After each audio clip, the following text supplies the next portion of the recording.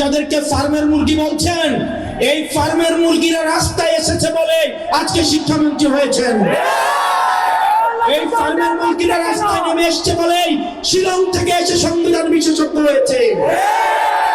এই ফার্মের মুরগিরা রাস্তায় এসেছে বলেই আজকে লন্ডন থেকে এসে বাংলাদেশের প্রধানমন্ত্রিত্ব করছে।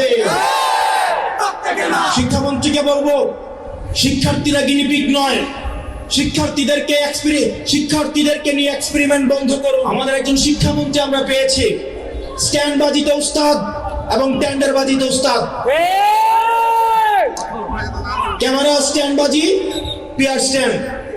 মাননীয় শিক্ষামন্ত্রী সব জায়গায় গিয়ে বলে নকল আর চলবে না।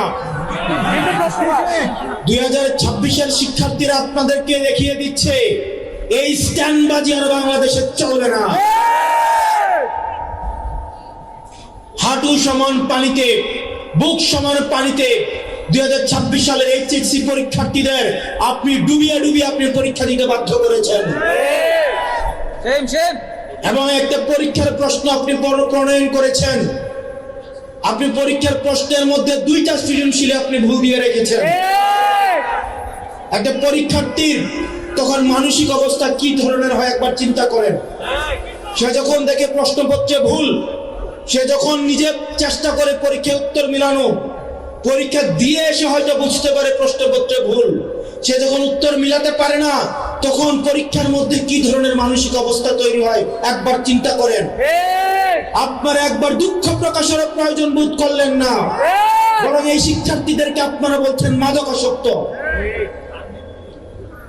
এই শিক্ষামন্ত্রী আপনি যাদেরকে ফার্মের মুরগি বলছেন, এই ফার্মের মুরগিরা রাস্তায় এসেছে বলে আজকে শিক্ষামন্ত্রী হয়েছেন। এই ফার্মের মুরগিরা রাস্তায় নেমে এসেছে বলেই শিলং থেকে এসে সংবিধান বিশেষজ্ঞ হয়েছে। এই ফার্মের মুরগিরা রাস্তায় এসেছে বলেই আজকে লন্ডন থেকে এসে বাংলাদেশের প্রধানমন্ত্রিত্ব করছে। শিক্ষামন্ত্রীকে বলবো, শিক্ষার্থীরা গিনিপিগ নয়, শিক্ষার্থীদেরকে নিয়ে এক্সপেরিমেন্ট বন্ধ করুন। কিছুদিন পর একটা জিনিস ইচ্ছা হয়, আপনারা সেটা তাদের উপরে চাপিয়ে দেন, শিক্ষার্থীদের উপরে চাপিয়ে দেন। এই শিক্ষার্থীদের আপনাদের এক্সপেরিমেন্টাল টুল না, যে যখন ইচ্ছে তাদেরকে নিয়ে এক্সপেরিমেন্ট করবেন, এক্সপেরিমেন্ট ফেল করলে আবার সে এক্সপেরিমেন্ট তুলে নেবেন। কারণ আপনাদের সন্তানরা দেশে পড়াশোনা করে না, আপনাদের সন্তানরে আপনারা বিদেশে রেখে পড়াশোনা করান।